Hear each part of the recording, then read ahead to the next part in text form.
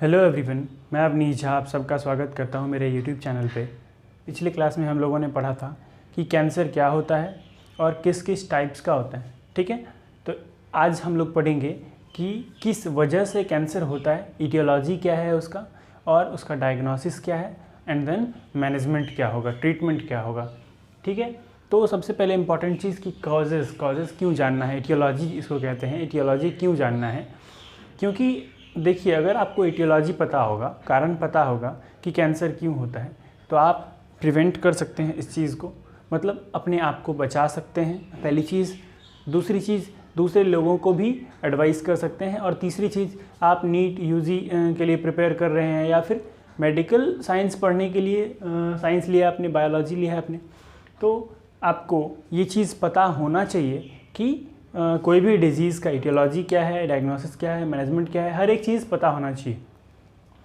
तो स्टार्ट करते हैं, बट स्टार्ट करने से पहले आप सबसे रिक्वेस्ट करना चाहूँगा कि जिन लोगों ने अभी तक चैनल को सब्सक्राइब नहीं किया है, चैनल को सब्सक्राइब कर लीजिए, बेल आइकन दबा दीजिए और वीडियो को लाइक कर दीजिए। चलिए स्टार्ट करते हैं।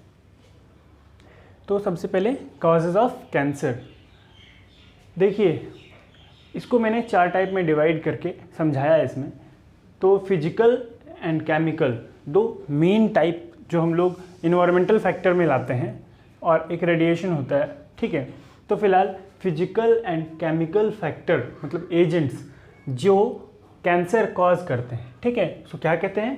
कार्सिनोजेंस। देखिए, carcinogen that is carcino related to cancer and gens is related to what? Factor affecting that gene of cancer। मतलब जो कैंसर है, कैंसर कॉज क्यों होता है? कार्सिनोजेंस की वजह से। कार्सिनोजेन क्या है? वो कारण जिसके वजह से कैंसर होता है। ठीक है, तो कार्सिनोजेन, अब देखिए, कार्सिनोजेन एक मटेरियल हो सकता है, कोई केमिकल हो सकता है कार्सिनोजेनिक।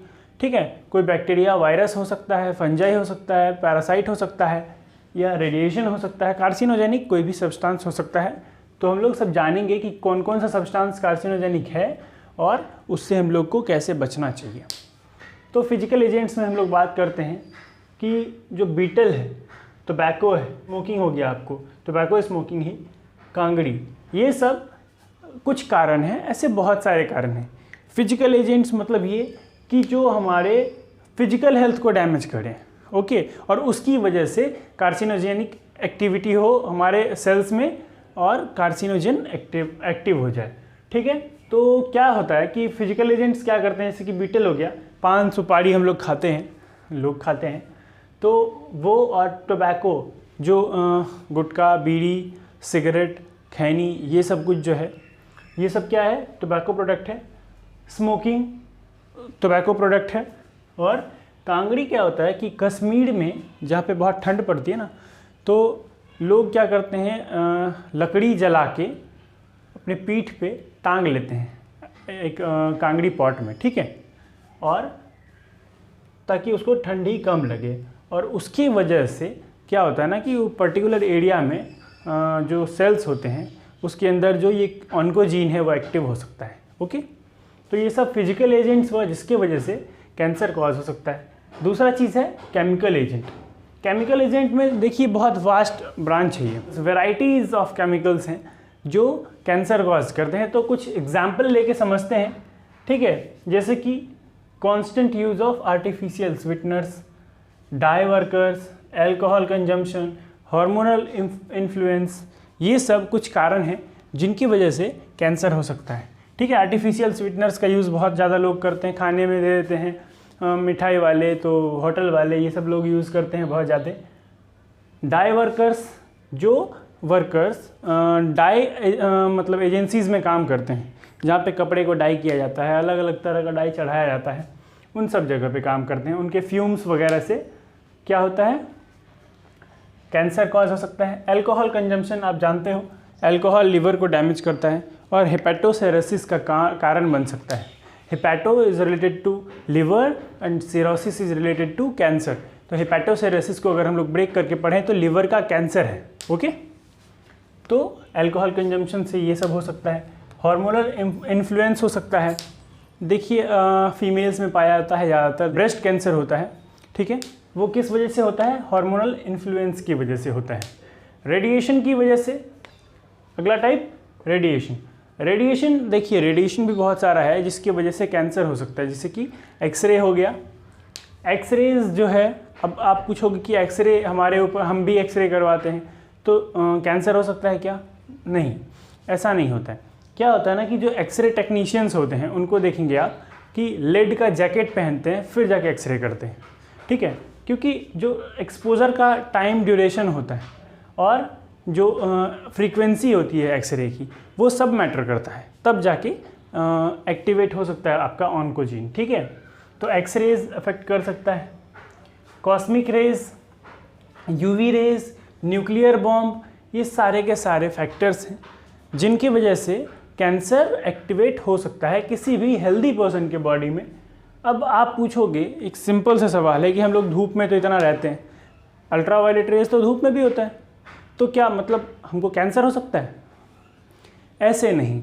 अगर अल्ट्रावायलेट रेज, देखो क्या होता है ना कि जो फेयरर स्किन वाले होते हैं और जो डार्क ब्राउन स्किन वाले होते हैं, तो उन दोनों में भी मैटर करता है कि जो मेलानिन का अमाउंट अगर ज़्यादा होता है, ठीक है, मेलानिन एक पिगमेंट है जिसकी वजह से स्किन का टोन डिसाइड होता है, ठीक है।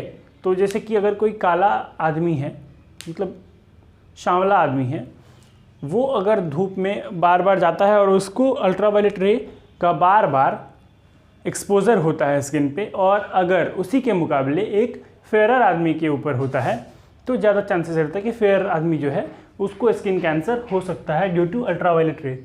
और अल्ट्रावायलेट रेज देखो खतरनाक तो है, but prolonged exposure on a particular area अगर हो तो चांसेस है, एंड रिपीटेटिव हो तो, ठीक है। न्यूक्लियर बॉम्ब्स हो गए, ये आपने सुना होगा जापान में हिरोशिमा और नागासाकी पे बॉम्ब गिराया गया था अमेरिका के द्वारा। तो क्या हुआ था कि उसका रेडिएशन इतना ज़्यादा फैल गया था कि जो बच्चे होते थे उनको कैंसर होता था, वो अपाहिज होते थे, ठीक है। तो रेडिएशन जो है वहाँ पे बहुत ही ज़्यादा फैला हुआ था और उसके वजह से भी कैंसर बहुत हो रहा था। तो रेडिएशन की वजह से कैंसर हो सकता है। अगला चीज़ है बायोलॉजिकल एजेंट्स, जो पैरासाइट्स हैं। पैरासाइट्स हम लोग पहले डिजीज़ पढ़े हैं जो पैरासाइट कॉज करता है, ठीक है, कैन कॉज स्किस्टोमियासिस, ठीक है, पैरासाइट के द्वारा कॉज होता है। ये एक टाइप का कैंसर है, ओके। वायरस है हेपेटाइटिस बी एंड सी। अब देखो हेपेटाइटिस क्या होता है, आइटिस जहाँ पे टर्म जुड़ा हो that is related to inflammation word, मतलब इन्फ्लामेशन हो रहा है किसी चीज़ का, किसका? हेपेटिक, मतलब हेपेटिक सेल कौन सा होता है? लिवर सेल होता है, तो लिवर का इन्फ्लामेशन होगा, ठीक है। तो बी एंड सी अलग अलग टाइप के हेपेटाइटिस होते हैं, हम लोग जानते ही होंगे पहले से आप लोग। तो हेपेटाइटिस जो है वो फर्दर ग्रो कर सकता है, ठीक है, किसमें? कैंसर में। कापोसी सार्कोमा, एप्स्टीन बैरा, ठीक है, एप्स्टीन बैरा वायरस होता है। ये सारा का सारा वायरस है जिसकी वजह से हमारा कैंसर जो ऑन्कोजीन है वो एक्टिव हो सकता है। एचपीवी होता है ह्यूमन पैपिलोमा वायरस, जो सर्विक्स का कैंसर कॉज कर सकता है, और बहुत सारे वायरसेस हैं जिनकी वजह से कैंसर हो सकता है, ठीक है। अब देखिए एनसीईआरटी में 2 इंपॉर्टेंट पॉइंट लिखा हुआ है, इसको याद रखिएगा। ऑन्कोजेनिक वायरस, मतलब ऑन्को मतलब कैंसर और जेनिक मतलब फैक्टर, तो कैंसर वाला जो फैक्टर है उसका virus can cause cancer, okay, पहला पॉइंट। दूसरा पॉइंट, सेल्यूलर या प्रोटो ऑन्कोजीन्स, सेल्यूलर ऑन्कोजीन्स या फिर प्रोटो ऑन्कोजीन्स, जो कि फाउंड होता है किसी भी नॉर्मल सेल में। हमारे सेल में भी प्रोटो ऑन्कोजीन जो है अवेलेबल है, पर वो क्या है ना, इनएक्टिव फॉर्म में है। वो एक्टिव कैसे होता है? किसी कार्सिनोजेनिक एक्टिविटी हो, कोई कार्सिनोजेनिक एक्टिविटी हो हमारे सेल के साथ, तब जाके वो एक्टिव होता है, ठीक है। उसका नंबर क्या है? वो जीन कौन सा है? वो जीन है P53, ठीक है, P53, क्रोमोसोम नंबर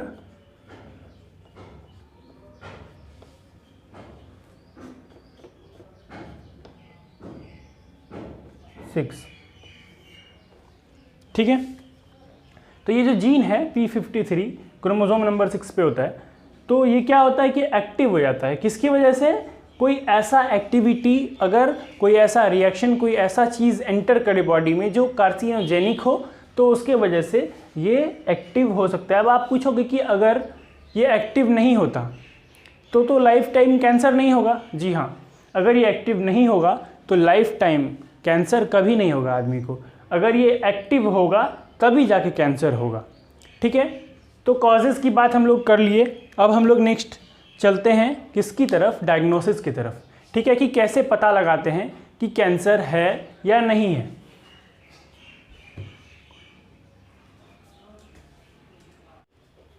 तो देखिए डायग्नोसिस में क्या होता है, हम लोग इसको भी जानते हैं। डायग्नोसिस में सबसे इम्पॉर्टेंट चीज़ और सबसे कॉमन टर्म आपने सुना होगा, अगर किसी को कैंसर होता है तो उसका बायोप्सी होता है। ओके, बायोप्सी क्या होता है कि जो सस्पेक्टेड टिश्यू है उसको कट करके हम लोग उसको फिर जाके एग्जामिन करते हैं, किसमें? Under microscope. तो सिंपल सी बात है, माइक्रोस्कोप में सस्पेक्टेड टिश्यू को छोटे छोटे पीसेस में कट करके उसको जाइलिन से वॉश करके उसके बाद फिर अल्कोहल में मतलब वॉश करना होता है, फिर स्टेन करना होता है, फिर जाके ये सारा प्रोसेस से गुजर के अंडर माइक्रोस्कोप जो है इसको एग्जामिन किया जाता है। तो यही है a piece of suspected tissue. A piece of suspected tissue is cut, stained. Staining का अलग अलग प्रोसेस है, कट किया जाता है छोटे छोटे पीसेस में, स्टेन किया जाता है and then examined under microscope, जिसको कि हम लोग हिस्टोपैथोलॉजिकल स्टडी भी कहते हैं। हिस्टो मतलब मसल्स और पैथोलॉजी मतलब स्टडी ऑफ डिजीज, है ना? डिजीज़ का जो पैथोलॉजी है उसके बारे में पढ़ना, तो हिस्टोपैथोलॉजिकल स्टडी कहते हैं इस चीज़ को, बायोप्सी को। ठीक है, तो बायोप्सी समझ में आया। अब देखिए बायोप्सी कहाँ कहाँ पे हो सकता है, अलग अलग चीज़ों में। अगर मसल्स के कंपैरिजन में देखें दूसरी जगह पे, तो बोन मैरो बायोप्सी किया जाता है। ठीक है, जब देखिए ब्लड का प्रोडक्शन कहाँ पे होता है? बोन मैरो में। तो ब्लड का प्रोडक्शन बोन मैरो में होता है, और अगर बोन मैरो में कैंसर हो जाए तो दैट मीन्स कि ब्लड तो अफेक्ट होगा, पूरा बॉडी अफेक्ट होगा। तो सस्पेक्शन, अगर सस्पेक्टेड है कि बोन मैरो में हो सकता है तो उसका बायोप्सी करेंगे, या फिर देखेंगे कि एबनॉर्मल काउंट ऑफ WBC है, जिसको कि हम लोग ल्यूकेमिया, पहले भी इस टर्म को डिफाइन कर चुका हूँ मैं, तो वो समझ जाएंगे कि हाँ इसको ब्लड में प्रॉब्लम है, या WBC का काउंट बढ़ा हुआ है, या फिर बोन मैरो का बायोप्सी करेंगे, उससे पता चल जाएगा। ठीक है, उसके बाद है detector of cancer in genital organs. Genital organs पता ही है आपको, सर्विक्स हो गया, वेजाइना हो गया, पेनिस हो गया, ये सब कुछ इनमें अगर होता है तो उसका डिटेक्शन करेंगे कैसे? तो PAP टेस्ट करेंगे। एडवांस लेवल पे जब आप जाएंगे, MBBS वगैरह पढ़ेंगे, तो आपको PAP टेस्ट पढ़ने को मिलेगा। ठीक है, अभी अंडर UG लेवल आप बस इतना जानिए कि PAP टेस्ट करते हैं किसके लिए? जेनाइटल ऑर्गन्स में अगर कैंसर का डिटेक्शन करना है तो। ठीक है, अब देखिए सबसे इंपॉर्टेंट चीज़ रेडियोलॉजिकल डायग्नोसिस। ठीक है, आज के ज़माने में जैसे जैसे टेक्नोलॉजी डेवलप हुआ तो रेडियोलॉजी का जो स्कोप है वो बढ़ता गया। रेडियोलॉजी से हम लोग बहुत आसानी से फाइंडिंग्स निकाल सकते हैं कि हाँ कौन सा डिजीज़ है। तो एक्सरे तो आपने सुना ही होगा, बहुत कॉमन सा टर्म है। उसके बाद है CT स्कैन और MRI, जो कि ज़्यादातर यूज़ होता है अब। CT scan that is computed tomography scan. ठीक है, ये क्या करता है कि जो हमारा बॉडी का कोई भी पर्टिकुलर पार्ट का अगर हम CT स्कैन करते हैं तो एक्सरेज को यूज़ करके, बहुत सारे एक्सरेज को यूज़ करके क्या करते हैं, एक 3D इमेज फॉर्म करते हैं। क्या करते हैं? 3D इमेज फॉर्म करते हैं। और 3D इमेज फॉर्म करने से फ़ायदा क्या हो जाता है कि हमें हर एंगल से, हर पॉइंट ऑफ व्यू से, हर एस्पेक्ट से हमको वो मिल जाता है कि हाँ कहाँ पे क्या चीज़ दिक्कत है। ओके, फाइंडिंग्स ईजी हो जाती है। इसीलिए एक्सरे को छोड़ के हम लोग क्या करते हैं? CT स्कैन करते हैं। Okay, x-rays are used to generate a 3D image of internal organ. ठीक है, अब देखिए बेस्ट मेथड की बात करें तो MRI होता है। MRI जो है बहुत ही बेस्ट, मतलब एकदम एक्यूरेट तो नहीं बट एक्यूरेट के बराबर फाइंडिंग्स कह सकते हैं। MRI से नहीं बचता है। कोई भी फाइंडिंग अगर निकालना है तो MRI अगर करवाते हैं तो उसमें अगर होता है तो निकलेगा, ठीक है। इसीलिए इसको बेस्ट मेथड माना गया है। इसको कहते हैं मैग्नेटिक रेजोनेंस इमेजिंग। ओके, नाम से पता चलता है कि ये जो है ये क्या करता है, मैग्नेटिक फील्ड क्रिएट करता है, ठीक है। आपने मूवीज़ में बहुत सारे क्लिप्स में देखा होगा कि एक गोल सा, है ना, गोल सा हॉलो मशीन होता है, उसके अंदर पर्सन को लिटा देते हैं और धीरे से अंदर ले जाते हैं, ठीक है। तो दैट इज़ MRI मशीन। और CT स्कैन का मशीन भी सिमिलर होता है, बट आप दोनों में फ़र्क समझना। देखो CT स्कैन एक्सरेज को यूज़ करता है हर एंगल से, बट MRI क्या करता है, मैग्नेटिक फील्ड क्रिएट करता है। ओके, तो magnetic resonance imaging, use of magnetic field and non ionising radiation को यूज़ करके क्या करता है, 3D इमेज फॉर्म करता है। और हाँ, इसमें एक क्वेश्चन लिखा होता है या फिर पढ़ना होता है या फिर आपको बता दिया जाता है कि आप कोई भी मेटेलिक सब्सटेंस बॉडी में अगर वेयर किए हुए हैं, अगर आपने पहना हुआ है तो उसको उतार दो। क्यों? क्योंकि मैग्नेटिक फील्ड है, सिंपल सा बात है। मैग्नेट्स अट्रैक्ट करते हैं किसको, मेटल्स को। ओके, ठीक है। अब हम लोग एक बार देख लेते हैं कि सिम्टम्स क्या होते हैं इसके, ठीक है। सिम्टम्स की तरफ देखें तो सिम्टम्स जो है कोई पर्टिकुलर सिम्टम होता नहीं है, ठीक है। अगर इस लेवल पे बात करें हम तो पर्टिकुलर कोई सिम्टम नहीं एक्सप्लेन्ड है। ये आप समझ सकते हैं कि लोकल टिश्यू जहाँ पे सस्पिशियस जो टिश्यू है, जो पार्ट है बॉडी का जहाँ पे हमको लगता है कि कैंसर हो सकता है, ये जहाँ पे सिम्टम दिख रहा है वही सस्पिशियस होगा, तो that is local tissue associated symptoms. Okay, tumour होगा, सिंपल सा बात है। बेनाइन और मैलिग्नेंट कल हम लोग पढ़े थे, तो मैलिग्नेंट ट्यूमर हो सकता है, ठीक है। अनक्यूरेबल अल्सर हो सकता है, ब्लीडिंग हो गया, लंप इन ब्रेस्ट। अब देखिए ये भी लोकल टिश्यू एसोसिएटेड सिम्टम्स में ही है। तो जितना भी हम लोग देख रहे हैं, जितना भी सिम्टम्स हम लोग देख रहे हैं, सारा क्या है, लोकल टिश्यू एसोसिएटेड सिम्टम है। ओके, तो कोई पर्टिकुलर एक्सप्लेन सिम्टम है नहीं इसका, ठीक। अब हम लोग बात करेंगे कि ट्रीटमेंट कैसे करेंगे, मैनेजमेंट कैसे करेंगे। ठीक है, पता तो लगा लिए कि कैंसर है, तो हम लोग मैनेजमेंट कैसे करेंगे। तो कुछ थेरेपीज़ हैं, कुछ टेक्निक्स हैं, वो हम लोग अभी देखते हैं। तो अब हम लोग बात कर रहे हैं ट्रीटमेंट की। मैनेजमेंट कैसे करते हैं, कैंसर हो गया किसी को, ठीक है, उसका हमने पता कर लिया, डायग्नोसिस कर लिया, सिम्टम देख लिया, सब कुछ कर लिया, बट कैंसर है, बट उसको ट्रीट कैसे करना है, मैनेज कैसे करना है, तो वो हम लोग देखते हैं, ठीक है। तो ट्रीटमेंट जो है वो 4 स्टेज में मैंने बताया है, 4 जनरल मेथड्स बताए हैं। NCERT आप पढ़ोगे उसमें भी 3 मेथड दिया हुआ है। एक ये इम्यूनोथेरेपी जो न्यूली डिस्कवर्ड है, इसका बस एक लाइन दिया हुआ है NCERT में। तो अभी हम लोग इसको भी समझेंगे कि चारों मेथड का क्या कॉन्सेप्ट है, कैसे होता है ट्रीटमेंट, ये समझेंगे। तो पहला है सर्जरी, ठीक है। आप मूवीज़ में देखते होंगे, पहले दिखाता है कि एक आंटी आती हैं, उनका पूरा जबड़ा निकला होता है, या फिर एक मुकेश की कहानी है ना। तो क्या करता है ना कि सर्जरी में क्या करते हैं कि जो डॉक्टर होते हैं, सर्जन होते हैं, वो पूरा का पूरा टिश्यू जो सस्पेक्टेड या जो कैंसरस टिश्यू है, वो पूरा का पूरा टिश्यू निकाल के हटा देते हैं, रिमूव कर देते हैं, ठीक है। तो it involves removal of entire cancer tissue, ठीक। तो उससे क्या होता है, आप बोलोगे कि ये तो बहुत अच्छा तरीका है, आराम से हो जाएगा, बट नहीं। क्या होता है ना कि ठीक है, निकाल दिए हम, वो ठीक भी हो गया, बट उसका जो ऑर्गन जो पार्ट गया है वो बहुत सारा कॉम्प्लिकेशन कॉज कर सकता है। एक तो पहली बात, अगर जैसे कि उन आंटी का देखो तो पूरा जबड़ा ही निकाल देते हैं उनका। तो सर्जरी जो है वो मेथड है कि हाँ ठीक कर सकते हैं, बट ये बहुत सारा इश्यूज़ कॉज कर सकता है, ओके। नेक्स्ट थिंग है रेडिएशन थेरेपी।